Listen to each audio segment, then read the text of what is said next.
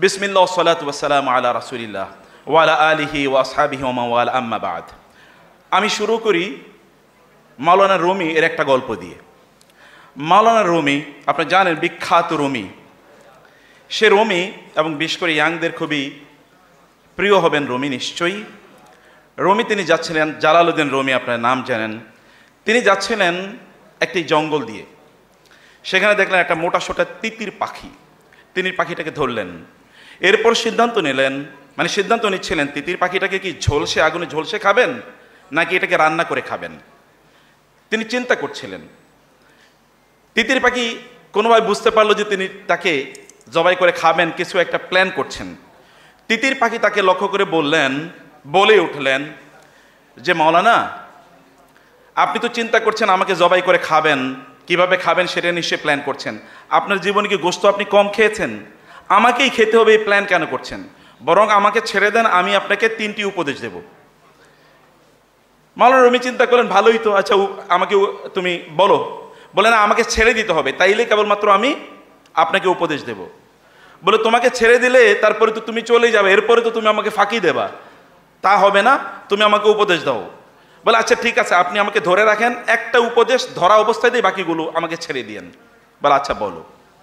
বলে প্রথম উপদেশ হলো, তোমার বন্ধু বান্ধব, আত্মীয় স্বজন, পাড়া প্রতিবেশী, পরিচিতরা তোমার কোনো ভালো কাজ দেখলে, আপনার কোনো ভালো কাজ দেখলে তারা হতে পারে আপনাকে বিভিন্নভাবে ক্রিটিসাইজ করবে, আপনাকে বিভিন্নভাবে জ্বালাতন করবে, কথা দিয়ে অথবা আচরণ দিয়ে।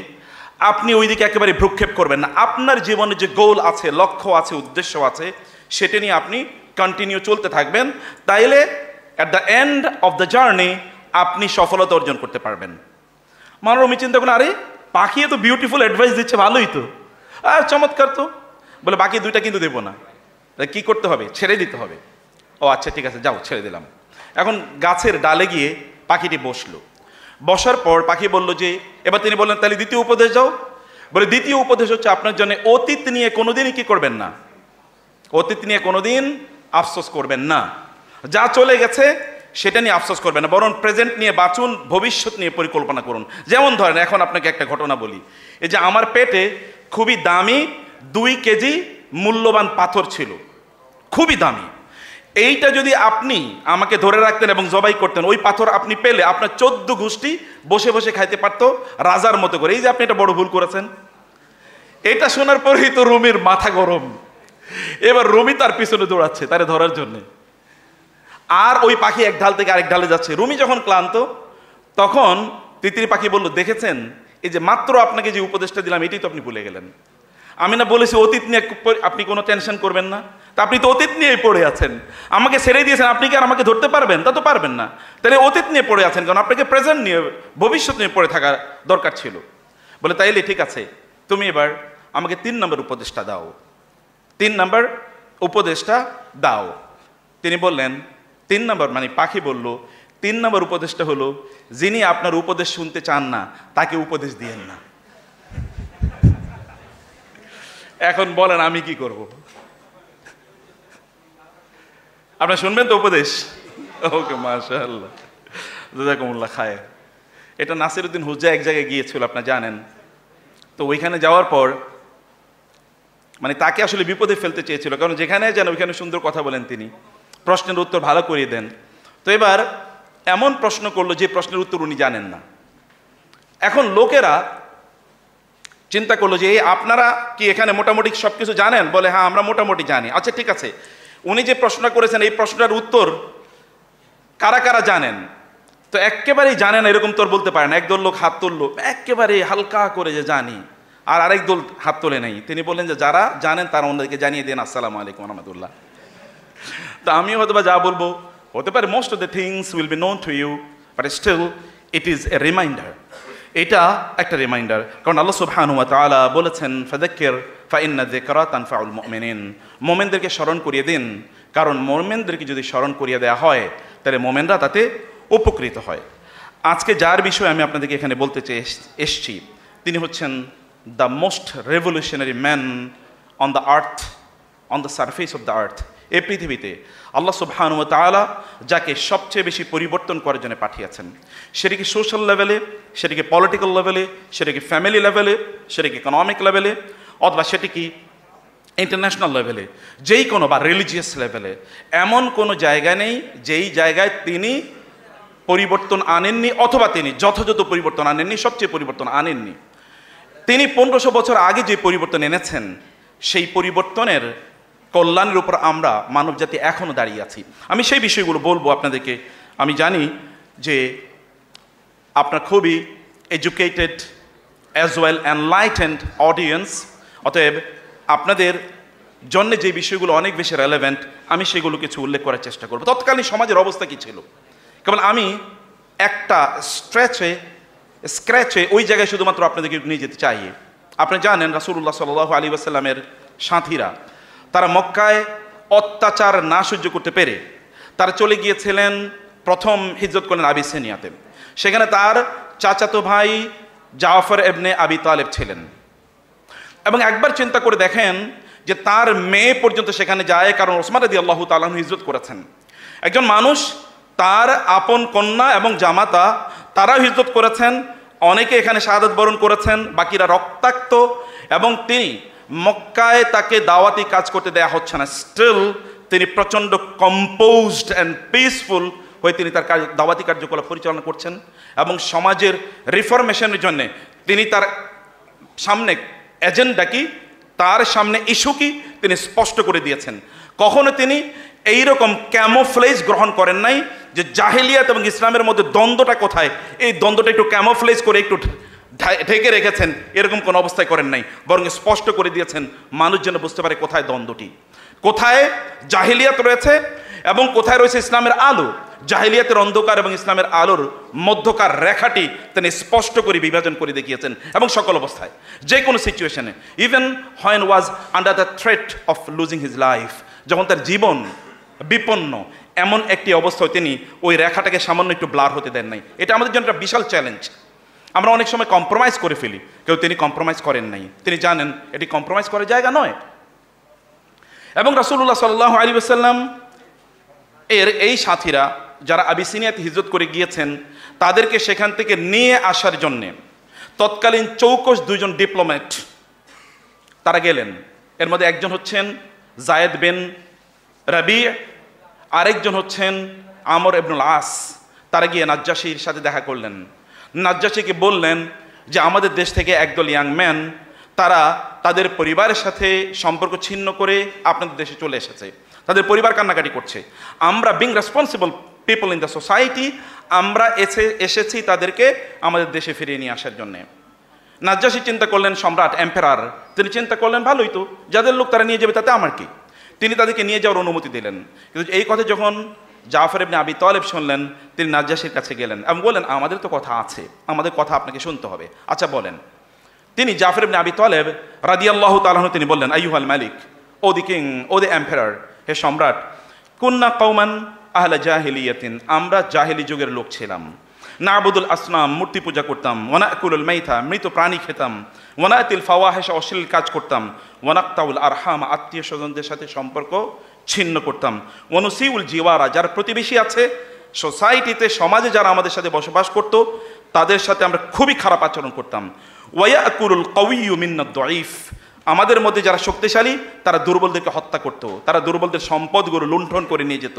কেবল মাত্র সমাজে যারা এলিট রয়েছে তাদেরকে কেবলমাত্র সম্মান করা হতো, এবং সমাজ যারা weaker elements like women, like orphan and children and slaves, অথবা পুয়ার পিপল যারা আছে, তাদের প্রতি খুবই অনাচার এবং অত্যাচার করা হতো। ওয়াকুন্না আলা যালিকা, we were in this condition, আমরা এই অবস্থায় ছিলাম সর্বদা। হাত্তা বাআসাল্লাহু ইলাইনা রাসূলান, আল্লাহ সুবহানাহু ওয়া তাআলা অনুগ্রহ করে আমাদের মাঝে একজন রাসূল পাঠালেন। মিন্না, তিনি আমাদের পক্ষ থেকেই, আমাদেরই একজন লোক, যাকে আমরা ছোটবেলা থেকেই শিখি। He was born and brought up in our own society, আমাদের নিজেদের সমাজে তিনি জন্ম নিয়েছেন, বড় হয়ে উঠেছেন। নারিফু নাসাবাহু ওয়া সিদকাহু, আমরা জানি তিনি কোন বংশে জন্মগ্রহণ করেছেন, এবং তার সত্যবাদিতা আমাদের ছোটবেলা থেকে জানা আছে। বিকজ হি ইজ আ সাদিক এবং আল আমিন, he is the most truthful এবং দ্য মোস্ট ট্রাস্টওয়ার্দি, তিনি হচ্ছেন সবচেয়ে পরম সত্যবাদী এবং পরম বিশ্বস্ত, তিনি এমন। এবং ফাদানা ইলাল্লাহি লিনুওয়াহিদাহু, তিনি আমাদেরকে তাওহীদের দিকে ডাকলেন, যেন কেবল আমরা আল্লাহ তাআলার ইবাদত করি, ওয়া না'বুদাহু, এবং তার আনুগত্য করি, ওয়া নাখলা মা কুন্না নাহনু না'বুদু, আমরা যে সকল জিনিসের প্রতিমা, মূর্তি অথবা স্টোনস অ্যান্ড ট্রিজ যেগুলো আমরা পূজা করতাম, সেগুলো থেকে যেন আমরা কেবল তারই ইবাদত করি। এবং ওয়া আমারানা বিসিদকিল হাদিস, তিনি আমাদেরকে বললেন আমরা যেন সত্য কথা বলি, ওয়া আদাইল আমানা, মানুষের আমানত যেন তাদের কাছে ফিরে দেই, ওয়াসিলাতির রহিম, আত্মীয়তার সম্পর্ক যেন আমরা রক্ষা করি, ওয়াল কাফি আনিল মাহারিমি, এবং আমরা অশ্লীল কাজ থেকে যেন দূরে থাকি, ওয়া হুসনিল জিওয়ারি, এবং আমরা যেন প্রতিবেশীদের সাথে উত্তম আচরণ করি, ইত্তকার। লম্বা তিনি একটা ভাষণ দিলেন। এই যে আলোচনা, যেটি বুখারীর সহিহুল বুখারীতে বিস্তৃতভাবে বলা আছে, এখানে তৎকালীন জাহিলিয়াতের একটা ছোট্ট চিত্র এখানে তুলে ধরা হয়েছে, যা সংস্কার করার জন্যে আল্লাহ সুবহানাহু ওয়া তাআলা তার রাসূলকে পাঠিয়েছেন। এবং তিনি বললেন, অতঃপর আমাদের এই রাসূলের প্রতি যখন আমরা ঈমান আনলাম, তখনই এরা আমাদের উপর অত্যাচার করা শুরু করলো। অত্যাচারের এক পর্যায়ে তারা যখন তাকে তার মিশন থেকে বের করে দিতে পারলো না, তখন তারা তাকে হত্যা করার পরিকল্পনা নিল এবং তিনি তারপরে মদিনায় চলে গেলেন। সোসাইটি নির্মাণের কাজ শুরু হয়ে যায় মদিনায় যাওয়ার পর। কিন্তু এর আগেও মক্কায় সোসাইটির যে ফেব্রিক্স আছে বা ফাউন্ডেশন আছে, এই ফাউন্ডেশনটা তিনি মক্কায় তৈরি করা, মক্কায় এটাকে তিনি লে ডাউন করা তিনি শুরু করলেন। সেটা কীভাবে আমি তার একটু পরে আলোচনা আসছি। মানবতার ইতিহাসে তার চেয়ে সফল কে আছে বলেন? আপনারা যদি সফলতা চান, যেমন কি আমেরিকান কনস্টিটিউশনে লেখা আছে, আমাদের fundamental objectives of the American society is one of the fundamental objectives of the American society is the pursuit of happiness, যে আমরা কেবল সুখ এর সন্ধানে আমরা কাজ করবো। গতকাল আমি একটা ভিডিও দেখছিলাম, আপনার আমেরিকার ক্যালিফোর্নিয়া এবং অন্যান্য কিছু জায়গায় যারা মাদক দ্রব্য সেবন করছে মাতাল হয়ে, আপনার এখন ইউটিউবে আপনার গেলে সার্চ করলে আপনারা পাবেন, মাতাল হয়ে শুয়ে আছে, কুকুর বিড়ালের সাথে শুয়ে আছে, অথবা সেখানে আপনার মানে হয়ে ফেইন্টলেস হয়ে সেখানে আছে, ফেইন্টেড হয়ে সেখানে আছে, সেন্সলেস হয়ে সেখানে আছে, এরকম নারী এবং পুরুষ গাদাগাদি হয়ে শুয়ে আছে, রাস্তাঘাটে পড়ে আছে, এরকম অসংখ্য ঘটনা সেখানে ঘটছে। তিনি বলছেন যে আমেরিকান অবস্থা হচ্ছে সেখানে আমরা পারসুট অফ হ্যাপিনেস, হ্যাপিনেসের জন্য তারা যা মনে চায় তাই তারা করে বেড়াচ্ছে, কিন্তু যা তারা পায় না তাই হলো হ্যাপিনেস, কিন্তু এর পেছনে তারা দৌড়াচ্ছে। সুখ অথবা সফলতা, সফলতা বা সুখ কাকে বলে? আপনি যদি প্রকৃত অর্থে সফলতার সংজ্ঞা দেখতে চান বা সফল কোনো মানুষের চরিত্র খুঁজতে চান, তাহলে আপনাকে আসতে হবে যার কাছে, তাকে নিয়ে আমরা আজকে আলোচনা করছি। আজকে তাকেই নিয়েই আমরা আলোচনা করছি। এ কারণে আপনি দেখবেন যে সফল অর্জনের তিনটে মৌলিক মানদণ্ড আছে। এর মধ্যে একটা মানদণ্ড হচ্ছে আপনার ফোকাস থাকতে হবে, যে আপনি কি করতে চান, আপনার ব্যক্তিত্ব থাকতে হবে, এবং একদল ডেডিকেটেড লোক থাকতে হবে যারা আপনার কাজটি তারা আপনার পক্ষে অথবা আপনার উপস্থিতিতে বা আপনার অনুপস্থিতিতে করে বেড়াবে। আপনারা বলেন তো, মুহাম্মদুর রাসূলুল্লাহ সাল্লাল্লাহু আলাইহি ওয়াসাল্লামের বাইরে এমন কে আছেন যিনি বলতে পারেন তার চারিদিকের যে সকল লোকেরা, এই লোকেরা তার চারপাশে যারা ছিল তারা এমন যে রাসূলুল্লাহ সাল্লাল্লাহু আলাইহি ওয়াসাল্লামের অনুপস্থিতি গোটা মানব জাতি এক মুহূর্তের জন্য টের পায়নি? রাসূলুল্লাহ সাল্লাল্লাহু আলাইহি ওয়াসাল্লামের ইন্তেকালের পর খলিফা হলেন কে? ওমর ইবনে আবু বকর রাদিয়াল্লাহু তাআলা আনহু। আবু বকর তো উম্মার মধ্যে মোস্ট লেনিয়েন্ট, মোস্ট কম্প্যাশনেট, এবং এত মানসিকভাবে তিনি এতটা কোমল যে তিনি রাসূলুল্লাহ সাল্লাল্লাহু আলাইহি ওয়াসাল্লামের অনুপস্থিতিতে তিনি নামাজ পড়াবেন ওইখানে এটাই চিন্তা করতে পারছিলেন না। কোরআন তেলাওয়াত করলে তিনি কাঁদেন, নামাজে দাঁড়ালে তিনি কাঁদেন, খুবই কোমল হার্টেড একজন মানুষ। কিন্তু যখন ইসলামকে রক্ষা করার প্রশ্ন আসলো, তখন তিনি, এই মানুষটি যিনি পৃথিবীর সবচেয়ে কোমল মানুষ, তিনি বলে উঠলেন, আয়ানকুসুদ্দিন ওয়া আনা হাইয়ুন, আবু বকর বেঁচে থাকতে ইসলামের গায়ে একটা আঁচড় ফেলবে কেউ, এটা কখনো হতেই পারে না। এবং তিনি তৎকালীন রিদ্দার অর্থাৎ তিনটি এলিমেন্ট, একদল লোক তারা তাদের নিজেকে নবী দাবি করেছে, আমরা জানি ফলস প্রফেট, আর একদল লোক তারা ডিনাই করেছে জাকাত দিতে, জাকাত দেবে কার, কিন্তু তারা আবু বকরের কাছে জাকাত দেবে না রাদিয়াল্লাহু তাআলা আনহু।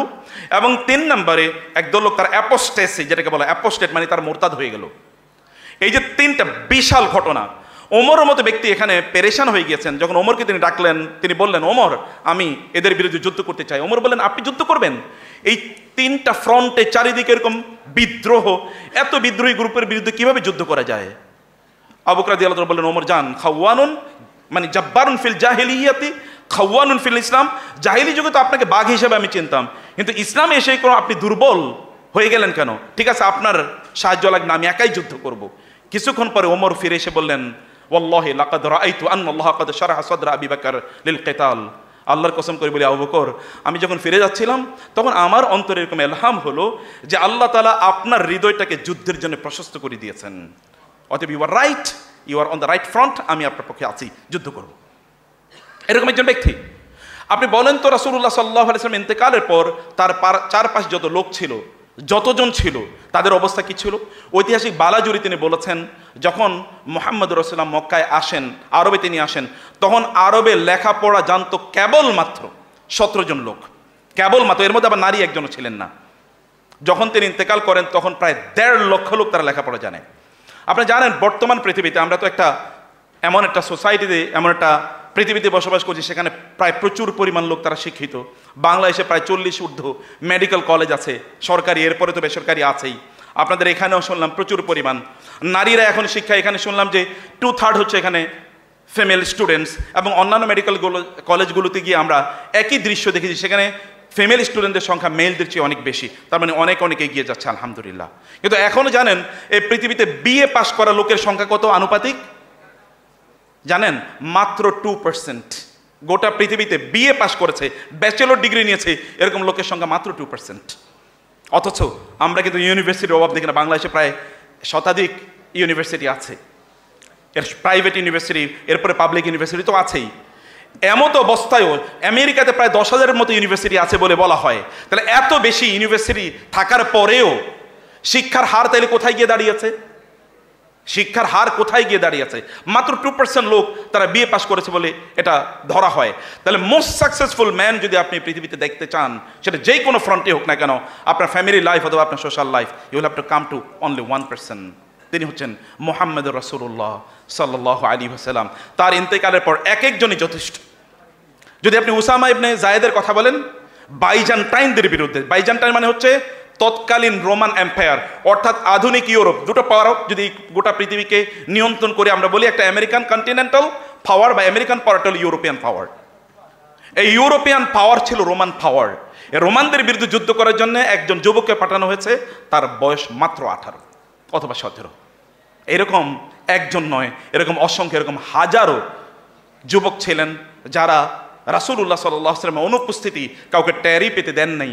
এটা মানবতার ইতিহাসে কেবল একজন মানুষের পক্ষেই সম্ভব, আর কারো পক্ষে এটা সম্ভব হয় না। আমরাও তো দেখি আমাদের অত্যন্ত শক্তিশালী মানুষদের সাথেও যারা থাকেন, তারাও হাজার হাজার টাকা লুট করেছেন, তাদের মধ্যেও নৈতিকতা ডেভেলপ করে নেই। আমাদের আশপাশেও এরকম অসংখ্য সিনারিও আছে, অসংখ্য লক্ষ লক্ষ এরকম ঘটনা আছে যেখানে মানুষদের মধ্যে আমরাই কোনো ইম্প্যাক্ট তৈরি করতে পারিনি, তিনি কেমন ইম্প্যাক্ট তৈরি করেছেন। অতএব মোস্ট সাকসেসফুল ম্যান যদি আপনি চান এই পৃথিবীতে, তাহলে আপনাকে অবশ্যই তার কাছে যেতে হবে। মাইকেল এইচ হার্ট তো সেই কথাই বলেছেন, my ranking of Muhammad to lead the list of the most influential man on আর্থ।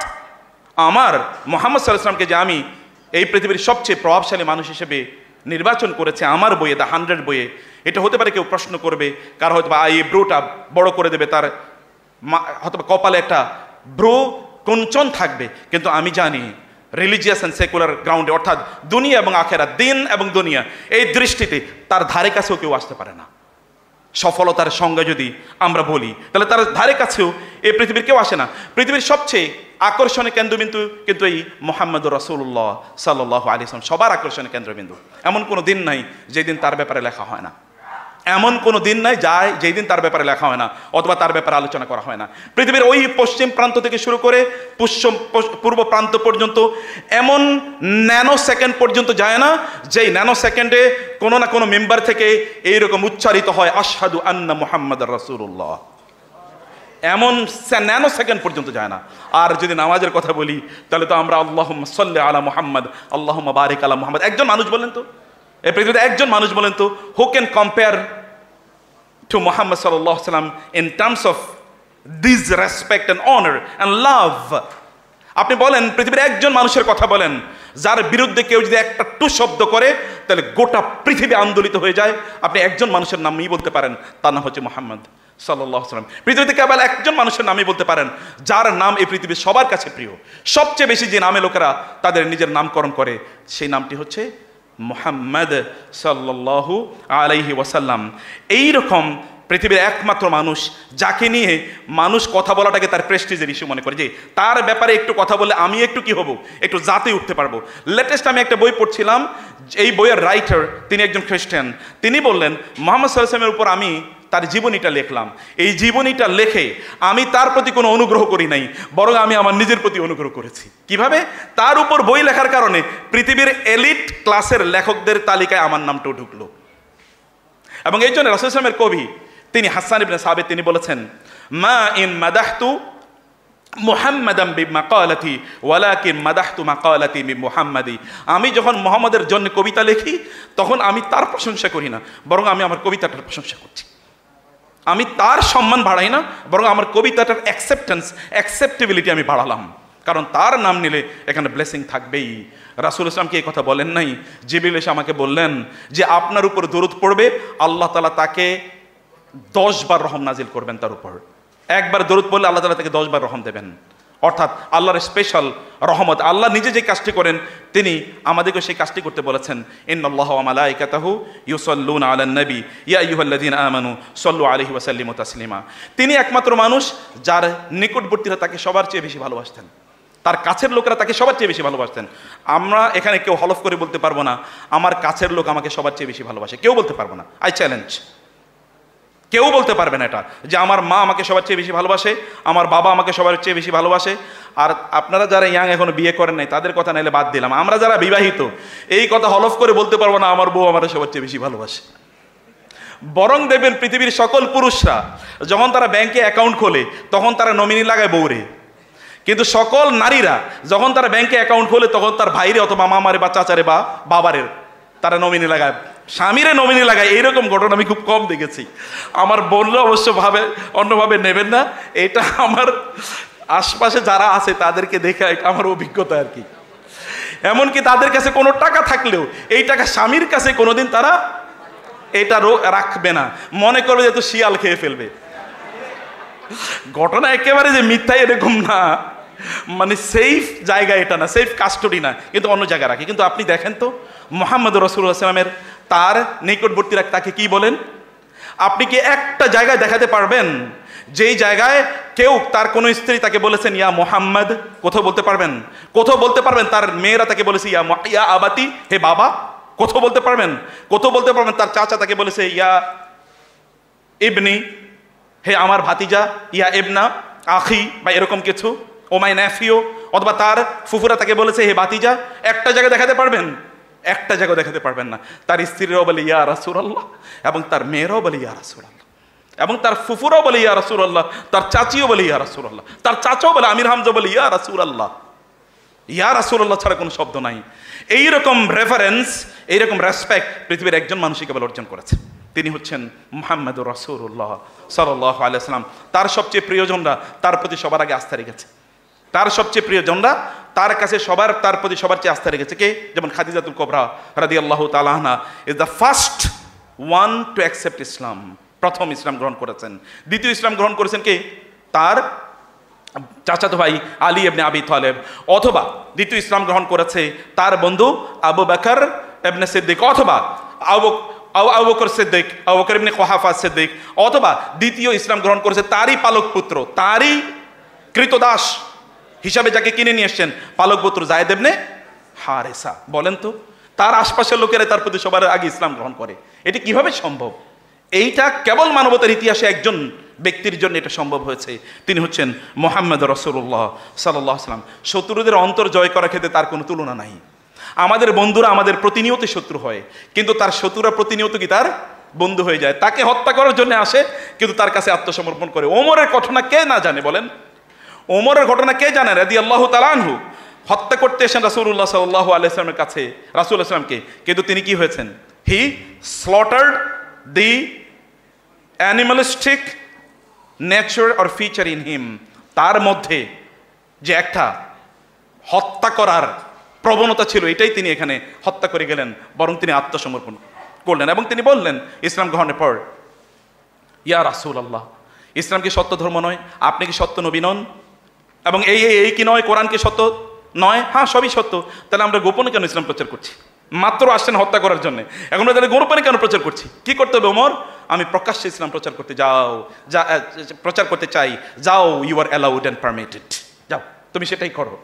এটা কেবল মানবতার ইতিহাসে একজন মানুষের দিকে আপনি তাকাবেন। আপনি যদি খ্রিস্টানদের মিথোলজির দিকে তাকান, আমি এটাকে মিথোলজি বলছি, লাস্ট সাপার বলে ওরা, লাস্ট সাপার মানে রাতের সর্বশেষ রাতের খাবার। সেখানে বলা হয় যে 13 জন ব্যক্তি ঈসা আলাইহিস সালাতু ওয়াস সালামের সাথে সর্বশেষ খাবারে অংশগ্রহণ করেছিল, সর্বশেষ খাবার। এবং সেটা ছিল কবে? ফ্রাইডে। লোক ছিল কয়জন? 13 জন। এবং এই কারণে খ্রিস্টান ধর্ম বিশ্বাস অনুসারে আনলাকি সংখ্যা হলো 13। আনলাকি কিন্তু এই কারণে 13 আনলাকি। এবং কোনো ফ্রাইডে যদি মানে আপনার 13 হয়ে যায়, তাহলে ওটা হচ্ছে আনলাকিয়েস্ট, মানে সবচেয়ে ভয়ঙ্কর। কারণ ঈসা আলাইহিস সালামকে 13 জনের মধ্যে একজন, এই 13 জনের মধ্যেই একজন ঈসা আলাইহিস সালামকে হত্যা করেছে, এবং এটা ফ্রাইডেতে ছিল। এই কারণে ফ্রাইডেতে যদি কোনো দিন স্যাটারডে হয়ে যায়, মানে ফ্রাইডেতে কোনো দিন যদি 13th হয়ে যায় কোনো মাসের, তাইলে ওরা মনে করে এই দিন বুঝি কিয়ামত হয়ে যেতে পারে, এই আতঙ্কে তারা থাকে। অথচ আপনি দেখেন রাসূলুল্লাহ সাল্লাল্লাহু আলাইহি ওয়াসাল্লামের চারদিকের, তার চারপাশে যারা ছিল তারা তাকে কিভাবে ভালোবাসতেন, অথবা তার ভালোবাসার অবস্থা কি ছিল। রাসূলুল্লাহ সাল্লাল্লাহু আলাইহি ওয়াসাল্লামের জীবন ব্যবস্থা এটা সমগ্র পৃথিবীতে পৌঁছে গিয়েছে, not with the sword. Mahatma Gandhi বলেছেন, আমার সবসময় ইসলাম নিয়ে কিউরিসিটি ছিল। এবং then I started the biography of the prophet সাল্লাল্লাহু আলাইহি ওয়াসাল্লাম। আমি তারপর রাসূল ইসলামের জীবনী পড়লাম, এবং জীবনী পড়ে আমি মোর দেন কনভিন্সড হলাম যে ইসলাম কোনোদিন তলোয়ারের জোরে সারা পৃথিবীতে প্রচারিত হয় নাই, বরং মুহাম্মদ রাসূল ইসলামের চরিত্রের গুণে সমগ্র পৃথিবীতে প্রচারিত হয়েছে। এটা হচ্ছে মহাত্মা গান্ধী, আমাদের এই অঞ্চলের গান্ধীর কথা আমি বলছি। আপনি যদি মিলিটারি এক্সপেডিশনের কথা বলেন, আমি কিছুক্ষণ পরে সময় পেলে কিছু স্ট্যাটিস্টিক্স আপনাদেরকে দেব। আপনি সমগ্র পৃথিবীতে যদি আপনি দ্বিতীয় বিশ্বযুদ্ধের কথা বলেন, তাহলে দ্বিতীয় বিশ্বযুদ্ধে কি পরিমাণ, কত কোটি লোক মারা গিয়েছে একবার চিন্তা করে দেখেন। আর রাসূলুল্লাহ সাল্লাল্লাহু আলাইহি ওয়াসাল্লাম তিনি তার জীবনে কতগুলো যুদ্ধ, সব মিলিয়ে সকল যুদ্ধে যেই পরিমাণ লোক মারা গিয়েছে উভয় পক্ষে, তাদের সংখ্যা উইল নেভার এক্সিড 200, 200 এক্সিড করবে না তার যুদ্ধগুলোতে। আর একটা যুদ্ধেই মোর দেন 5 crore পিপল ওয়ার কিলড, একটা মাত্র যুদ্ধের কথা বলছি। এরপরে তো অব্যাহতভাবে যুদ্ধ চলছে। রাসূলুল্লাহ সাল্লাল্লাহু আলাইহি ওয়াসাল্লাম তার মিলিটারি এক্সপেডিশনে রাসূলুল্লাহ সাল্লাল্লাহু আলাইহি ওয়াসাল্লাম তিনি এইভাবেই সমাজটাকে তিনি পরিবর্তনের জন্য তিনি কাজ করেছেন। তার যুদ্ধের ক্ষেত্রেও তিনি মানবিকতা দেখিয়েছেন, এবং যুদ্ধেও রাসূলুল্লাহ সাল্লাল্লাহু আলাইহি ওয়াসাল্লাম তিনি মানুষকে হত্যা করেছেন অথবা মানুষকে তিনি ক্ষতিগ্রস্ত করেছেন, এটা কখনোই হয় নাই তার জন্য। রাসূলুল্লাহ সাল্লাল্লাহু আলাইহি ওয়াসাল্লামের ব্যাপারে এমনকি তাওরাতে এই বক্তব্য দেয়া আছে যে তাওরাতে রাসূলুল্লাহ সাল্লাল্লাহু আলাইহি ওয়াসাল্লামের ব্যাপারে বলা হলো, আইয়ুহান নাবিয়্যু ইন্না আরসালনাকা শাহিদান ওয়া মুবাশশিরান ওয়া নাযীরা ওয়া হিজরান লিল উম্মিয়িন। হে নবী, তাওরাতে বলা আছে আমি আপনাকে পাঠিয়েছি মানুষের জন্য সাক্ষী স্বরূপ, মানুষের জন্য সুসংবাদদাতা স্বরূপ, এবং মানুষের জন্য সতর্ক স্বরূপ। ওয়াহিজরান লিল উম্মিয়িন, এবং উম্মি মানুষদেরকে আপনি সত্যিকার অর্থে রক্ষা করবেন জাহিলিয়া থেকে, এই জন্য আমি আপনাকে পাঠিয়েছি। আনতা আবদি ওয়া রাসূলি, আপনি আমার বান্দা এবং আপনি আমার রাসূল। সাম্মাইতুকাল মুতাওয়াক্কিল, আমি আপনার নাম রেখেছি মুতাওয়াক্কিল, মানে আল্লাহর উপর আপনি তাওয়াক্কুল করবেন। এবং লাইসা বিফাজ্জিন ওয়ালা গালিজিন ওয়ালা সাহাবিন ফিল আসওয়াকি ওয়ালা ইয়াদফাউ বিসাইয়্যাতিল হাসানাতা, আপনি এমন হবেন, মানে তিনি এমন হবেন যে তিনি খুবই কর্কশভাষী হবেন না, কঠিন হৃদয়ের অধিকারী হবেন না, এবং তিনি বাজারে গিয়ে চিৎকার চেঁচামেচি করবেন না। বাজারে গিয়ে তিনি চিৎকার চেঁচামেচি করবেন না, অর্থাৎ বাজারে তার সময় কাটাবেন। এখন আমরা মার্কেট ইকোনমিতে বসবাস করি, অর্থাৎ সব কিছুই মার্কেটে, এবং আমাদের সময়ও কাটে মার্কেটে, হয় এটা দোকানে অথবা নতুন করে ভার্চুয়াল মার্কেটে, এরকম কোনো না কোনো মার্কেটে আমাদের সময় কাটে। কিন্তু তিনি এরকম হবেন না, এবং তিনি কখনোই অকল্যাণের মাধ্যমে, খারাপ জিনিসের মাধ্যমে তিনি মানে খারাপের প্রতিহত করবেন না, বরং খারাপকে তিনি ভালো মাধ্যমে প্রতিহত করবেন। তার ব্যাপারে এই রকম বক্তব্য তাওরাত এবং ইনজিল বা অন্যান্য গ্রন্থগুলোতে আছে, এবং এইটাই বিভিন্ন জায়গায় এরকম রেকর্ড আছে। এখন আমি কয়েকটা একটা স্ট্যাটিস্টিক্স কেবলমাত্র একটু বলতে চাই। ওয়ার্ল্ড জাস্টিস প্রজেক্ট নামে একটা আমেরিকান প্রজেক্ট আছে, যেখানে স্ট্যাটিস্টিক্স নেওয়া হয় সমগ্র পৃথিবীতে। এই স্ট্যাটিস্টিক্স অনুসারে মানুষের বিরুদ্ধে সোশ্যাল ডিসক্রিমিনেশন, অর্থাৎ মানুষের বিরুদ্ধে সামাজিক বৈষম্য, এটার পরিমাণ কি অবস্থায় আছে, প্রায় ৩,৫০০ এক্সপার্ট রিসার্চার সমগ্র পৃথিবীতে তারা এটা গবেষণা করেছেন। 140 দেশের উপর তারা এই গবেষণা করেছেন। মার্কিং ছিল 1 এবং 1-এর মধ্যে অ্যাভারেজ মার্কিং ছিল 0.57 এবং সর্বোচ্চ নম্বর পেয়েছে হচ্ছে 0.80, মানে একও পায় নাই এরকম অধিকাংশ দেশ। আর আমেরিকা, যেটাকে আমরা আমাদের মনে করি এই পৃথিবীর হ্যাভেন, এই আমেরিকা কত পেয়েছে জানেন?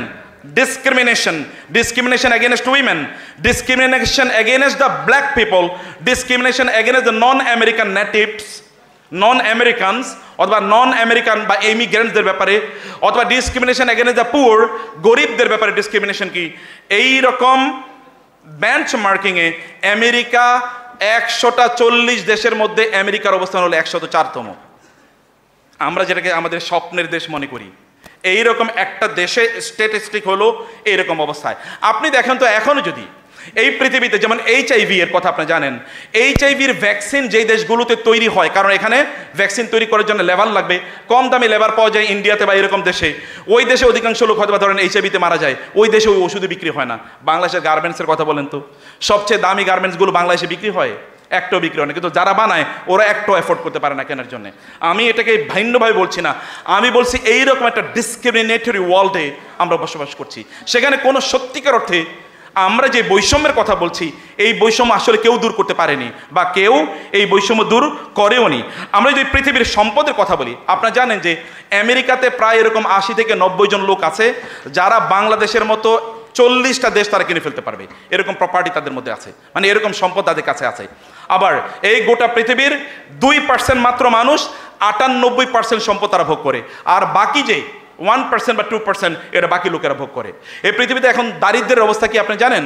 প্রায় 3.5 বিলিয়ন পিপল, প্রায় 350 কোটি লোক, 350 কোটি লোক তারা পভার্টি লাইনে বসবাস করে। পভার্টি লাইন মানে হচ্ছে পভার্টির নিচে, একেবারে দারিদ্র, আজকে ইনকাম না করলে আর খেতে পারবে না।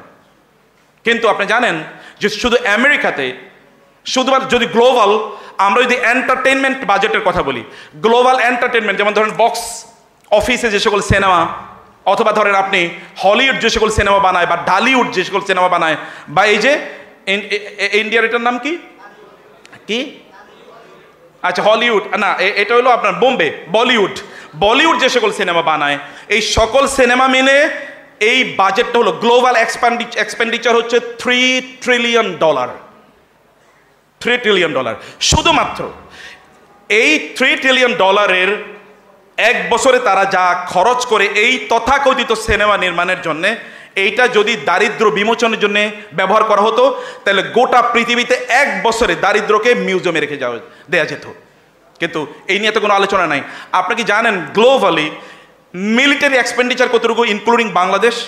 কেবলমাত্র যুদ্ধ করার জন্য কি পরিমাণ অস্ত্র প্রতি বছর মানুষ ব্যয় করে, প্রতি বছর যেই পরিমাণ অস্ত্র ব্যয় করে, এটার পরিমাণ প্রায় $4 ট্রিলিয়ন। $4 ট্রিলিয়ন। কিন্তু এর মধ্যে এই পৃথিবীতে প্রায় 250 কোটি লোক, প্রায় তারা সেফ ওয়াটার তাদের নাই, অর্থাৎ তারা পানি খেতে পারে না। আর প্রায় 350 কোটি লোক আছে যে সকল লোকেরা তারা স্যানিটারি, অর্থাৎ গিয়ে কোথায় টয়লেট করবে এরকম জায়গা তাদের নাই। এমন এখনও আফ্রিকাতে এরকম একটা দেশ আছে, এমন অনেক দেশ আছে যেখানে নাপা টাইপের ট্যাবলেট, যেগুলো আমাদের মুড়ির আপনার যেগুলোকে বলে মুদি দোকানেও পাওয়া যায়, এইরকম একটা নাপা ট্যাবলেট আনতে হলে কমপক্ষে 10 থেকে 15 কিলোমিটার হেঁটে যেতে হবে। একটা ডিসক্রিমিনেটরি ওয়ার্ল্ড, আপনি যেই বিশ্বটাকে পারফেক্ট একটা ওয়ার্ল্ড বলে আমরা যেটা মনে করছি, এরকম একটা ওয়ার্ল্ড, কিন্তু আমরা এরকম একটা ওয়ার্ল্ডে বসবাস করছি। হাজারে আসওয়াদকে তার নির্ধারিত জায়গায় রাখার ক্ষেত্রে তারা যুদ্ধে প্রায় লিপ্ত হয়ে গিয়েছিল। তখন তাদের মধ্যে সবচেয়ে প্রবীণ একজন ব্যক্তি বললেন, আমরা এই যুদ্ধ না করে চলো আগামীকাল সকালে কে বাইতুল্লাহর প্রেমিজে প্রথম মানে প্রবেশ করে আমরা তাকে দেখি, এবং তিনি যখন প্রবেশ করবেন তাকে আমরা বলবো আমাদের মধ্যে ফয়সালা করে দেওয়ার জন্য। তারা সকালে অপেক্ষা করলেন। মুহাম্মদ রাসূলুল্লাহ সাল্লাল্লাহু আলাইহি ওয়াসাল্লামের আগে তো কেউ ঘুম থেকে উঠতে পারে না। তিনি ঘুম থেকে উঠে তিনি কাবার প্রেমিজে গেলেন, সেখানে তিনি সালাত আদায় করবেন। তারা যখন অথবা সেখানে তিনি গিয়ে তিনি সেখানে ইবাদত করবেন। তৎকালীন, তখনও তো তিনি নবী হন নাই, তৎকালীন যে ইবাদতের ফরম্যাট ছিল শিরকি ইবাদত না, তিনি ইব্রাহিম আলাইহিস সালামের কাছ থেকে প্রাপ্ত যে সকল ইবাদতগুলো তখনও ছিল আনটেইন্টেড, অথবা যেগুলো এখন ইনকরাপ্টেড যেগুলো ছিল, সেগুলো তিনি সেখানে পালন করছিলেন। এর পালন করতে তিনি গিয়েছেন। লোকেরা যখন দেখলো মুহাম্মদ সাল্লাল্লাহু আলাইহি ওয়াসাল্লাম প্রবেশ করেছে, তখন তারা বলল যে আল আমিন প্রবেশ করেছে প্রথমে, আমরা তার বিচারে সন্তুষ্ট। তারা তার কাছে গেলেন। তিনি বললেন তোমরা একটা কাপড় নিয়ে আসো, এবং তোমরা একটা কাপড় নিয়ে আসো, এবং কাপড়টার মধ্যে তিনি হাজারে আসওয়াদটাকে রাখলেন, কালো পাথরটাকে রাখলেন, সবাইকে বলেন চারিদিকে তোমরা কাপড় ধরো, এবং তিনি তাদেরকে নিয়ে ওই হাজারে আসওয়াদের বা কালো পাথরের ওইখানে গিয়ে তিনি পাথরটা রাখলেন। এইভাবে একটা ব্লাড শেডিং, রক্তক্ষয়ী একটা যুদ্ধ থেকে তিনি সবাইকে বাঁচিয়ে দিয়েছেন। রাসূলুল্লাহ সাল্লাল্লাহু আলাইহি ওয়াসাল্লাম তিনি ব্ল্যাকদের সাথে তার কি আচরণ ছিল, ব্ল্যাকদের আপনার যদি এখন থেকে 20-30 বছর আগের, 50 বছর আগেরও আমেরিকার স্টোরি যদি আপনারা দেখেন, তাহলে এখানে দেখবেন ব্ল্যাকদেরকে মানুষের সত্যিকার অর্থে মনে করা হতো না। এর আগে তো তাদেরকে বাজারে কৃতদাস বিক্রি করে দেওয়া হতো।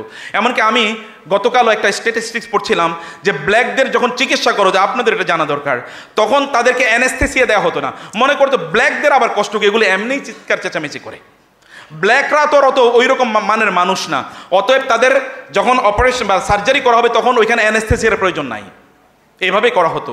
এই রকম আচরণ ছিল ব্ল্যাকদের প্রতি। কিন্তু রাসূলুল্লাহ সাল্লাল্লাহু আলাইহি ওয়াসাল্লাম তিনি সমাজে যারা ব্ল্যাক তাদের প্রতি তার আচরণ কি ছিল, তার রিলিজিয়াস মিনিস্টার বানিয়েছেন তিনি একজন ব্ল্যাককে, তার নাম হচ্ছে বেলাল আল হাবাশি, বেলাল ইবনে আবি রাবাহ কে তিনি তার মিনিস্টার। আর তার বাসায় যে তার কাজের তার যে কাজের মেয়ে যার নাম হচ্ছে উম্মে আইমান বারাকা, তিনিও একজন ব্ল্যাক। আবার তার যে পালক পুত্র যায়েদ ইবনে হারেসা, তিনিও ব্ল্যাক, এবং যায়েদ ইবনে হারেসার ছেলে উসামা ইবনে যায়েদেরও কিন্তু ব্ল্যাক।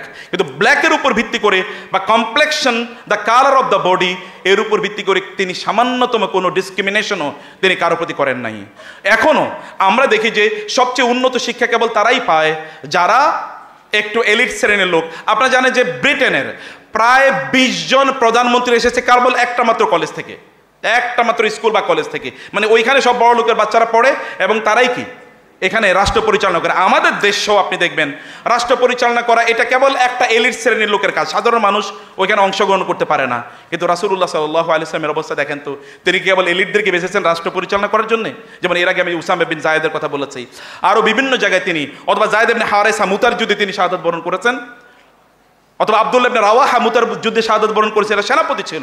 এই সেনাপতি নির্বাচনের ক্ষেত্রে তিনি দেখেন নাই যে এর ব্লাড কি, এ কোন বংশ থেকে এসেছে, এটা কখনো দেখেন নাই। রিলিজিয়াস ফ্রিডমের কথা যদি আমরা বলি, তাহলে তৎকালীন সময়েও মানুষের ধর্মীয় স্বাধীনতা ছিল না। একটা গল্প বলি, গল্পটা হলো এক ব্ল্যাক লোক, তিনি গিয়েছেন আমেরিকাতে ঢোকার জন্যে, চার্চে ঢোকার জন্য। তো চার্চের ফাদার তাকে ঢুকতে দিচ্ছেন না। বলে কেন ঢুকতে দিচ্ছেন না? বলে তুমি এখানে ঢুকতে পারবে না, তুমি যাও আজকে রাতে গডের কাছে প্রার্থনা করো, গডকে বলো, গড যদি তোমাকে অনুমতি দেয় তাইলে কেবল আমি তোমাকে এখানে ঢুকতে দেবো, আদারওয়াইজ ঢুকতে দেবো না। তিনি এবার চলে গেলেন। রাতের বেলা তিনি প্রার্থনা করলেন, সকালবেলা তিনি আবার আসলেন চার্চের কাছে। আসার পর চার্চের ফাদার বললেন, কি ব্যাপার, স্বপ্নে কি দেখেছো বলো? বলে স্বপ্নে দেখেছি গড আমাকে বলতেছে আপনি নাকি গডেরই এখানে ঢুকতে দেন না, আমারে ঢুকতে দেবেন কিভাবে? আপনি কি গডেরই বউ দিন পর্যন্ত এখানে ঢুকতে দেন না, তো আমারে ঢুকতে দেবেন কি হবে? প্রশ্ন হচ্ছে যে এইরকম একটা সিচুয়েশন তৎকালীন সমাজেও ছিল। ধর্মীয় স্বাধীনতা সবারই ছিল না। আর রাসূল সাল্লাল্লাহু আলাইহি ওয়াসাল্লাম তো যুদ্ধই করেছেন ধর্মীয় স্বাধীনতা নিয়ে, কারণ মুসলমানদেরকে ধর্মীয় স্বাধীনতা দেওয়া হতো না। আপনারা এখানেও বাংলাদেশের অবস্থা দেখেছেন, সব করতে পারবেন কিন্তু ইসলামী কোনো প্রোগ্রাম করতে পারবেন না। সব করতে পারবেন কিন্তু কোরআনের কোনো আয়োজন করতে পারবেন না। সব করতে পারবেন, আপনি প্রয়োজনে হিউজ কনসার্ট করতে পারবেন, সেখানে ধরেন ধামাকা ধামাকা প্রচুর পরিমাণ গান বাদ্য চলবে, কিন্তু আপনি সিরাতের কোনো আয়োজন করতে পারবেন না। এরকমই তো ছিল, এইরকম সিচুয়েশন তখনও ছিল। আর সেই সিচুয়েশনে রাসূল কি করলেন? তিনি বললেন লা ইকরাহা ফিদ্দিন, তিনি বললেন দিনের ক্ষেত্রে কোনো বাড়াবাড়ি নাই, প্রত্যেকে তার ধর্মীয় স্বাধীনতা ভোগ করবে। রাসূল সাল্লাল্লাহু আলাইহি ওয়াসাল্লাম এরকম একটা ধর্মীয় স্বাধীনতা প্রত্যেকে দিয়েছেন। আপনি কি আমাদের মসজিদে যান না? আপনি মসজিদে গিয়ে কি কোনোদিন দেখেছেন আপনার ডান পাশে বা বাম পাশে কে বসে আছে? কোনোদিনই আপনি দেখেন নাই। তার চামড়া কি কালো নাকি সাদা, সে কি রিক্সা ড্রাইভার নাকি সে রাষ্ট্রের প্রেসিডেন্ট, আপনি কোনোদিন তাকান না। তার উপর ভিত্তি করে আপনি আপনার স্থানও পরিত্যাগ করেন না। কিন্তু অন্যান্য জায়গায় এটা স্টিল এই ডিসক্রিমিনেশন সেখানে আছেই, সেটি এখনও প্রযোজ্য অন্যান্য সকল জায়গায়। যেই সকল ব্যক্তিরা রাসূলুল্লাহ সাল্লাল্লাহু আলাইহি ওয়াসাল্লাম এর সাথে শত্রুতা পোষণ করত, তাদের সাথেও তিনি কি আচরণ করতেন আমরা বলেছি। সমাজে যে সকল ব্যক্তিরা একেবারে সাধারণ, এটা আপনাদের জন্য বলছি, একেবারে সাধারণ মানুষ, তাদের সাথে তার কি আচরণ ছিল। আমি আরেকটা গল্প বলি। রাসূল সাল্লাল্লাহু তিনি দেখলেন এক ব্যক্তি জামা কাপড় বিক্রি করছে, তার কাছে 10 দিরহাম ছিল, 4 দিরহাম দিয়ে একটা জামা কিনলেন। ওই জামা নিয়ে যখন তিনি আসতেছিলেন, পথিমধ্যে এক বেদুইন বললেন, আপনার জামাটা তো খুবই সুন্দর, আমার দিয়ে দেন তো।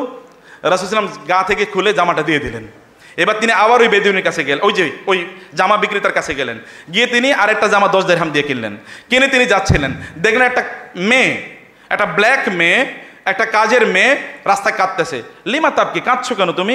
বলে আমি কাঁদছি, আমার বাসা থেকে আমার মনিবা আমাকে 2 দিরহাম দিয়েছিলেন আমি কিছু কেনার জন্য, আমি তো টাকা হারিয়ে ফেলছি, এখন বাসায় গেলে তো আমাকে মারবে, এই কারণে আমি কাঁদছি। বলে ঠিক আছে, আমার কাছে 2 দিরহাম আছে, তোমাকে 2 দিরহাম দিয়ে দিলাম। ও 2 দিরহাম নিয়ে ও বাসায় যাচ্ছে, কিন্তু কাঁদতে কাঁদতে যাচ্ছে। রাসূল তাকে বলে তুমি কাঁদছো কেন, তোমার তো 2 দিরহাম দিয়ে দিলাম। বলে না, কাঁদতেছি অন্য কারণে। তাহলে যে একটু যে দেরি হইলো, আমার যদি ধরে মারে তাহলে কি করবো? বলে আচ্ছা ঠিক আছে, আমি তোমার সাথে যাচ্ছি। তিনি বাসায় গেলেন, গিয়ে বলেন আসসালামু আলাইকুম আহলাল বাইত, উত্তর দেয় না। আসসালামু আলাইকুম আহলাল বাইত, উত্তর দেয় না। আসসালামু আলাইকুম আহলাল বাইত, ওয়া আলাইকুম আসসালাম ওয়া রাহমাতুল্লাহি ওয়া বারাকাতুহু। আপনি জানেন কয়বার সালাম দেওয়া লাগে? কেউ যদি কোথাও গেলে আপনাকে সালাম দিয়ে প্রবেশ করতে হবে, যদি সালামের উত্তর না দেয় তাহলে আপনি 3 বার সালাম দেবেন। 3 বার তিনি সালাম দিলেন, সালামের 3য় বারে উত্তর দিলেন। উত্তর দেওয়ার পর তিনি এবার দরজা করলেন। রাসূল বলেন তোমরা কি আমার প্রথম সালাম শুনতে পাও নাই? বলতে শুনতে পেয়েছি, কিন্তু আপনি আল্লাহর রাসূল, আপনি আমাদের জন্য বলবেন আসসালামু আলাইকুম ওয়া রাহমাতুল্লাহ, এটা আমাদের জীবনের সবচেয়ে বেশি পাওয়া। আপনি 3 বার বলবেন, 3টা বার আমাদের জীবনের সবচেয়ে বড় অ্যাসেট হয়ে থাকবে। এই কারণে আমরা বলছি যে আপনি 3 বার একটু বলেন, আমরা অপেক্ষা করছিলাম আপনি সালাম দেবেন। রাসূল আপনি হলে রাগান্বিত হতেন। তিনি দেখলেন এদের ভালোবাসার লেভেল কি, ভালোবাসা কাকে বলে, এরা আমার ভালোবাসার জন্যে এরা এরকম তারা অপেক্ষা করছে আমি কতবার তাকে সালাম বলি। প্রিয় ভাইয়েরা এবং বোনেরা, নারীদেরকে তিনি কিভাবে সম্মান করতেন বা মর্যাদা দিতেন, নারীদের কথা একবার চিন্তা করে দেখুন তো, আমাদের নারীদেরকে আমরা কতটুকু সম্মান দিই বা কতটুকু মর্যাদা দিই। যারা বিবাহ করেছি তাদের তো আছেই, আর অন্যান্যদের কথা আমরা একটা টম অ্যান্ড জেরি টাইপের, বুঝেন নাই? মানে একটা মহিলা যাচ্ছে তখন মনে করি যে এটা একটা জেরি যাচ্ছে, জেরি, এরকম একটা ভাব, আর আমরা হলাম টম টাইপের। আল্লাহ রাসূল সাল্লাল্লাহু আলাইহি ওয়াসাল্লামের অবস্থা কি ছিল? আল্লাহ রাসূল সাল্লাল্লাহু আলাইহি ওয়াসাল্লাম তিনি নারীদেরকে কি সম্মান করতেন? তার স্ত্রীরা তার ব্যাপারে বলতেন যে তোমরা কি কোরআন পড়ো না? হ্যাঁ পড়ি তো। তাইলে কোরআনই তো তার চরিত্র, তার চরিত্রই কোরআন, কোরআনই তার চরিত্র। তার বাসায় একজন নারী ছিল, এটাই আমার লাস্ট গল্প আপনাদেরকে বলি। তিনি সামাজিক আচরণ মানুষের সাথে কি করতেন, তার বাসায় একজন নারী ছিল। এই নারীর নাম কি জানেন? উম্মে আইমান বারাকা। তিনি যখন মায়ের পেটে এসেছেন তখন তার বাবা মারা যান। যখন তার জন্ম হয় তখন তাকে দুধ পান করানোর জন্য নিয়ে যান একজন নারী, ওই যে হালিমা সাদিয়া। সেখান থেকে তার বয়স যখন 5 তখন তিনি চলে আসেন। এর আগে তার বাবা যখন অর্থাৎ আব্দুল্লাহ যখন বিয়ে করেন আমিনাকে বিয়ে করার পর আব্দুল্লাহ যাবেন হচ্ছে সিরিয়াতে ব্যবসা করার জন্য। আব্দুল্লাহ চিন্তা করেন আমার স্ত্রীকে আমি কিভাবে একা রেখে যাই। তিনি বাজারে গেলেন, তখন মানুষ বাজারে বিক্রি হতো, কৃত দাস এবং দাসী। গিয়ে তিনি বাজারে এক কর্নারে দেখলেন একজন লোক কয়েকটা মেয়ে নিয়ে বসে আছে। এর মধ্যে একটা মেয়ের বয়স 7 বা 8, দেখতে কালো নিগ্রো, কিন্তু ওর চেহারা কেমন যেন একটু মায়া মায়া আছে। মেয়েটার চেহারা একটু মায়া মায়া আছে। আব্দুল্লাহ চিন্তা করেন মেয়েটাকে দেখতে তো খুবই মায়াবী মনে হয়। মেয়েটাকে তিনি কিনে নিয়ে আসলেন, এনে তার স্ত্রী আমেনাকে বললেন, আমেনা তুমি তো একা থাকবে, আমি তোমার জন্য একজন সঙ্গিনী নিয়ে আসলাম, এই মেয়েটাকে একটু টেক কেয়ার করো। আমেনা বলছেন মেয়েটা আসার পর থেকে আমার মনে হলো যেন আমার ঘরে একটু বরকত বেড়ে যাচ্ছে। আমি এই কারণে ওর নাম রেখে দিলাম বারাকা। ওর নাম রেখে দিলাম কি? বারাকা। বারাকা নাম রেখে দিলাম। মুহাম্মাদের বয়স যখন সাল্লাল্লাহু আলাইহি ওয়াসাল্লাম বয়স যখন 5 তখন তিনি ফিরে আসলেন মক্কায়। এরপর আমেনা চিন্তা করলেন, তারপরে আব্দুল্লাহ চলে গেলেন সিরিয়াতে। সিরিয়া থেকে আসার সময় আব্দুল্লাহ মারা গেলেন। মদিনার উপকণ্ঠে কোনো একটা জায়গায় তাকে দাফন করা হলো, কবরস্থ করা হলো। আমেনা তার ছেলে ফিরে আসার পর তিনি চিন্তা করলেন ছেলেকে নিয়ে একটু বাপের কবর এবং তার নানার বাড়িগুলোতে একটু বেড়াতে যাই। বাবার কবর অর্থাৎ তার স্বামীর কবর দেখে যখন আসবেন, সামনে এসে কিছুক্ষণ দূরে এসে পরে এসে আমিনা মারা যান। এখন কাজের মেয়েটা ওই যে বারাকা, ওই মেয়েটা কেবল সাথে আছে। মারা যাওয়ার সময় এই আমেনা বারাকাকে বললেন যে বারাকা, এই যে আমার ছেলেটা আছে না, এই ছেলেটাকে তোমার কাছে রেখে গেলাম, তুমি ওকে একটু দেখে শুনে রেখো। বারাকা এই যে ছেলেটার দায়িত্ব নিলেন। এরপরে তিনি চলে আসলেন তার চাচার কাছে, দাদার কাছে কিছুদিন, চাচার কাছে কিছুদিন, কিন্তু এভাবেই তিনি বড় হচ্ছেন। এর মধ্যে তার বয়স 25। তিনি বিয়ে করলেন খাদিজাকে। খাদিজাকে বিয়ে করার পর তিনি এবার এর আগেও তিনি এবং তার মানে দাদা এবং তার চাচা এই উম্মে আইমান মানে এই বারাকাকে বলছেন তুমি বিয়ে করে ফেলো, এখন তো মোহাম্মদ বড় হয়ে গেছে, এখন তো তিনি ইয়াং ম্যান, তুমি এখন আর তার তদারকি বা টেক কেয়ার করার প্রয়োজন নেই, এখন দেখতে হবে না, আমরাই দেখছি, তুমি বিয়ে করে ফেলো। তিনি বলেন না, আমি আমিনাকে এই প্রতিশ্রুতি দিয়েছি যে আমি তার সাথেই থাকবো, আমি যেতে পারবো না। তিনি বিয়ে করলেন না। এরপর যখন মুহাম্মদ সাল্লাল্লাহু আলাইহি ওয়াসাল্লাম তিনি খাদিজাকে বিয়ে করলেন, তার বয়স 25, তখন তিনি মানে বারাকাকে ডেকে বললেন বারাকা মা উম্মি, তিনি তাকে বলতেন উম্মি। উম্মি, আমি তো এখন বিয়ে করেছি, আমার সংসার হয়ে গেছে, আমার স্ত্রী আছে, আমার কোনো টেনশন নাই, আপনাকে এবার একটা বিয়ে দেই। তিনি খুবই অগত্যা, না আমি বিয়ে করতে চাই, না আপনাকে বিয়ে করতে হবে। তিনি তখন বিয়ে দিলেন একজনের কাছে, এবং যার কাছে তিনি বিয়ে দিলেন তিনি রাসূল সাল্লাল্লাহু আলাইহি ওয়াসাল্লামের একজন সাহাবী। বিয়ে দেওয়ার পরে তাদের একটা ঘরে একটা সন্তান হলো। সন্তানের নাম রাসূল রাখলেন আইমান। এখন থেকে তার নাম হয়ে গেল উম্মে আইমান। তার নাম হয়ে গেল কি? উম্মে আইমান। বারাকা উম্মে আইমান বারাকা তার নাম হয়ে গেল। এই উম্মে আইমান তিনি তার স্ত্রী, তিনি তার স্বামী এবং সন্তানকে নিয়ে দূরে থাকেন। তার স্বামী মারা যায় এবং তার সন্তান কিন্তু রয়ে যায়। এর মধ্যে রাসূলুল্লাহ সাল্লাল্লাহু আলাইহি ওয়াসাল্লাম তিনি আল্লাহর নবী হন এবং তিনি দিনী দাওয়াতি কাজ করেন। তিনি মদিনায় তিনি হিজরত করে চলে যাবেন। এর প্রেক্ষাপট মক্কায় তৈরি হয়। কোনো এক সময় তিনি তার সাহাবীদেরকে লক্ষ্য করে বললেন, তোমাদেরকে একজন নারীর কথা বলি। এই নারী একজন জান্নাতি নারী। এই নারী তিনি বিধবা, আবার তিনি বৃদ্ধা, দেখতে খুবই সুন্দরী না, কিন্তু তিনি একজন জান্নাতি নারী। এরকম একজন নারীকে তোমাদের কাছে বিয়ে দিতে চাই, কে বিয়ে করবে? কেউ কথা বলছে না। ওই যে তার পালক পুত্র যায়েদ ইবনে হারেসা, যায়েদ ইবনে হারেসা বলেন, ইয়া রাসূলুল্লাহ, আমি তাকে বিয়ে করব। রাসূলুল্লাহ তাকে বিয়ে দিলেন। বিয়ে দেওয়ার পরে তাকে ডাকলেন, যায়েদ, তুমি জানো তোমার কাছে কাকে আমি বিয়ে দিয়েছি? জায়েদ নিশ্চুপ হয়ে আছেন, চুপ হয়ে আছেন। বলে, জায়েদ, আমি তোমার কাছে যাকে বিয়ে দিয়েছি তিনি আমার মা। হিয়া উম্মি বাদা উম্মি, she is my mother after the death of my mother. Zayed, তোমার কাছে যাকে বিয়ে দিয়েছি তিনি কিন্তু আমার মা, মনে রেখো। তুমি তার কোনো অন্যথা করো না জায়েদ, তোমার কাছে আমি তাকে আমানত হিসেবে রাখলাম। জায়েদ আপ্লুত হয়ে গেলেন, রাসূল তাকে জড়িয়ে ধরলেন, জড়িয়ে ধরে তার কাছে তিনি তাকে দিয়ে দিলেন। এবং এই জায়েদ তার মৃত্যু পর্যন্ত উম্মে আইমানকে তিনি প্রচণ্ড কেয়ার করে রাখতেন। রাসূল সাল্লাল্লাহু আলাইহি ওয়াসাল্লাম যখন মদিনায় যান, উম্মে আইমান তারপর হিজরত করে যান। এরপর উম্মে আইমান যাইতে বৃদ্ধা নারী, তার যেতে একটু কষ্ট হয়েছে। রাসূল সাল্লাল্লাহু আলাইহি ওয়াসাল্লাম তার গায়ের চাদরটি উম্মে আইমানের জন্য রাস্তায় বিছিয়ে দিলেন। আর তিনি পথিমধ্যে তাকে এগিয়ে নিয়ে যাচ্ছিলেন, বিছিয়ে দিচ্ছেন এবং তাকে খাবার দেখে দিয়ে বলছিলেন, মা, আপনি তো জান্নাতে থাকবেন, জান্নাতে আপনার আর কোনো কষ্ট হবে না। এই দুনিয়াতে আপনার কষ্ট হয়েছে, মক্কা থেকে এতটুকু আসতে আপনার কষ্ট হয়েছে, কিন্তু জান্নাতে আপনার কোনো কষ্ট হবে না। রাসূল সাল্লাল্লাহু আলাইহি ওয়াসাল্লাম তাকে বারবারই মদিনার উপকণ্ঠে তাকে দেখতে যেতেন। উম্মে আইমান এমন একজন নারী, রাসূল সাল্লাল্লাহু আলাইহি ওয়াসাল্লাম সাধারণত তিনি খাবার এর ব্যাপারে জোরাজোরি কেউ তাকে করবে এটা তিনি পছন্দ করতেন না। তিনি কোনো জিনিস খেলে পছন্দ হলে খেতেন, আদরে তিনি চুপ থাকতেন, খাবারে কোনো দোষও তিনি ধরতেন না।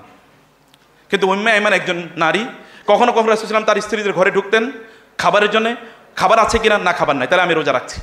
এর মধ্যে উম্মে আইমানের সাথে দেখা, কি খাবেন না? না, রোজা রেখেছি। আজকে রোজা রাখা চলবে না, আজকে কি ফরজ রোজা নাকি? আমার বাসায় খাবার আছে, আপনাকে খেতে হবে। রাসূল সাল্লাল্লাহু আলাইহি ওয়াসাল্লাম একবারও বলতে পারতেন না যে না, আমি আজকে রোজা রেখেছি, মা যেহেতু বলেছে অতএব আমি রোজা আজকে ভাঙলামই। এবং তিনি উম্মে আইমানের খাবারটা তিনি খেতেন।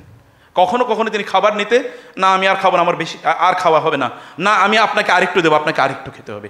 এই একজন নারী কেবলমাত্র, যেই নারী তাকে এতটুকু বাধ্য করতে পারতেন, অথবা ওই নারীর কথা তিনি কোনোদিন অন্যথা করতেন না। অন্য জায়গায় হয়তো বলতেন না, আমি আর খাবার নেওয়ার অবস্থা নাই, কিন্তু এই নারীর কথা তিনি কোনোদিনই অবাধ্য হতেন না। অথচ সেই নারী কিন্তু তার কৃত দাসী, তার বাবা বাজার থেকে তাকে কিনে নিয়ে এসেছিলেন।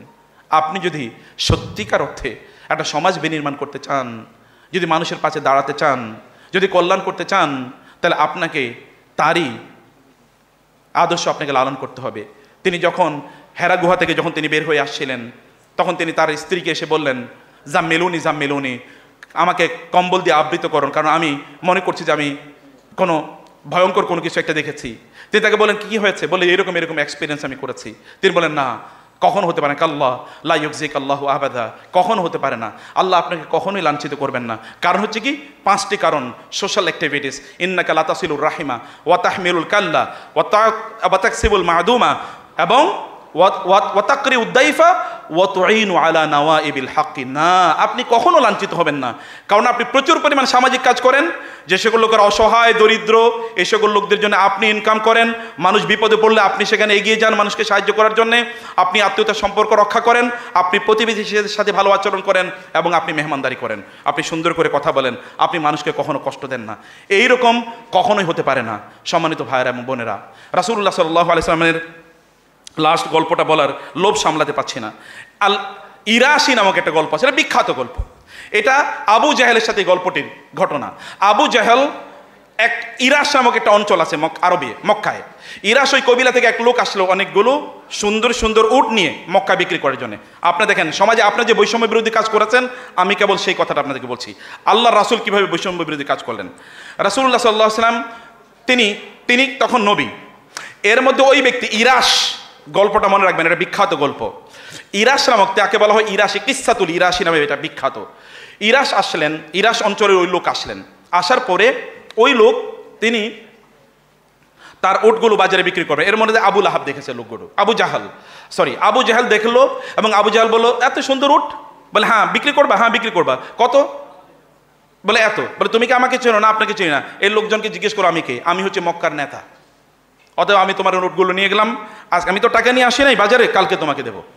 এখন পরের দিন সকালে এই লোক তো খুবই ভালো খুশি, কারণ এত দামে ভালো দামে বিক্রি করতে পেরেছে এবং মক্কার লিডারের কাছে উট বিক্রি করেছে, টাকার তো ওর কোনো চ্যালেঞ্জ নাই।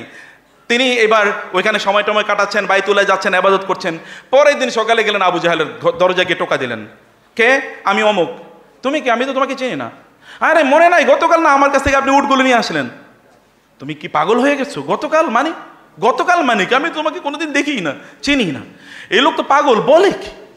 আমার উট উনি নিয়ে এসে উনি আমাকে চেনে না। তিনি এবার চলে গেলেন বাইতুল্লাতে। ওইখানে আরো মক্কার নেতা যেটা আছে তাদেরকে বললেন, ভাই আমি গতকাল এই উটগুলো পেয়েছি ওনার কাছে, এই আবু জাহেল নামে আপনাদের একজন নেতা, কিন্তু উনি তো আমার টাকা দিচ্ছেন না। বলে আমাদের পক্ষে আবু জাহেলের বিরুদ্ধে কোনো কথা বলা সম্ভব না, উনি আমাদের নেতা, কিচ্ছু বলা সম্ভব না। তাহলে করণীয় কি? ভাই আমি তো টাকা পাচ্ছি, আমি গরিব মানুষ, টাকা পাচ্ছি না।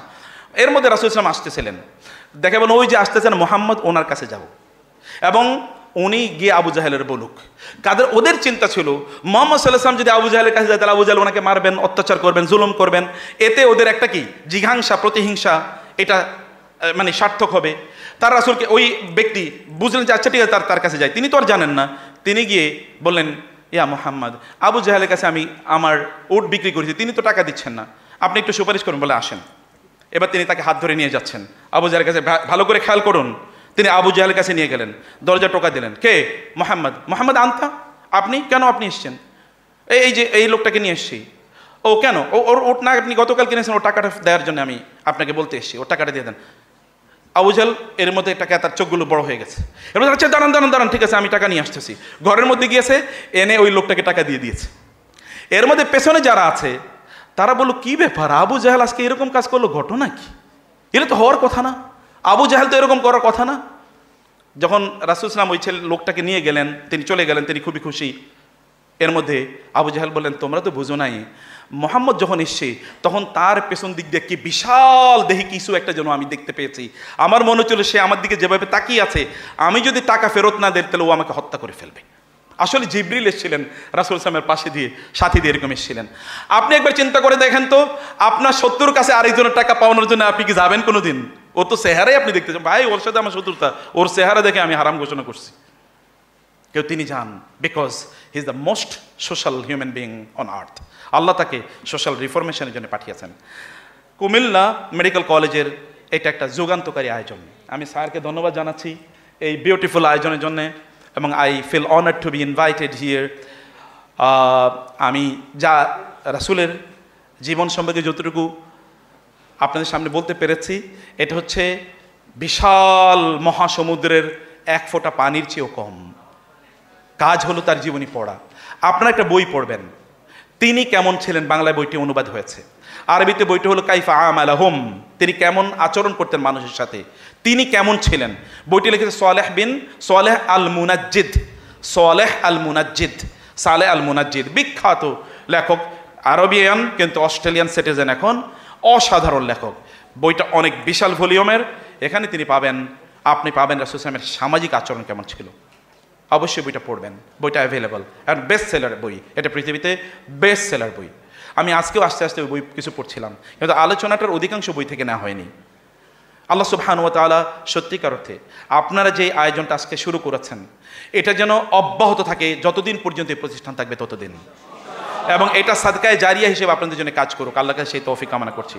এবং যারা এখানে পাইওনিয়ারিং, আমাদের সম্মানিত প্রিন্সিপাল স্যার সহ যারা পাইওনিয়ারিং রোল প্লে করেছেন এবং স্টুডেন্ট উইং যারা কাজ করেছেন, আল্লাহ সুবহানাহু ওয়া তাআলা এর কারণে এই রাসূলের সিরা, এর সুবাস আপনাদের গোটা জীবনে ভরে দেন, এবং আপনারা যেন তার এই ঝান্ডাকে, তার মানবতার ঝান্ডাকে সমগ্র পৃথিবীতে উত্তীর্ণ করে দিতে পারেন, উড্ডীন করে দিতে পারেন, সেই তৌফিক আল্লাহ তাআলা দান করুন। আল্লাহুম্মা আমিন। জাযাকুমুল্লাহু খায়র। হাযা ওয়া সাল্লাল্লাহু সুবহানাহু ওয়া তাআলা নবিয়ানা মুহাম্মদ ওয়া আলিহি ওয়া সাহবিহি আজমাইন।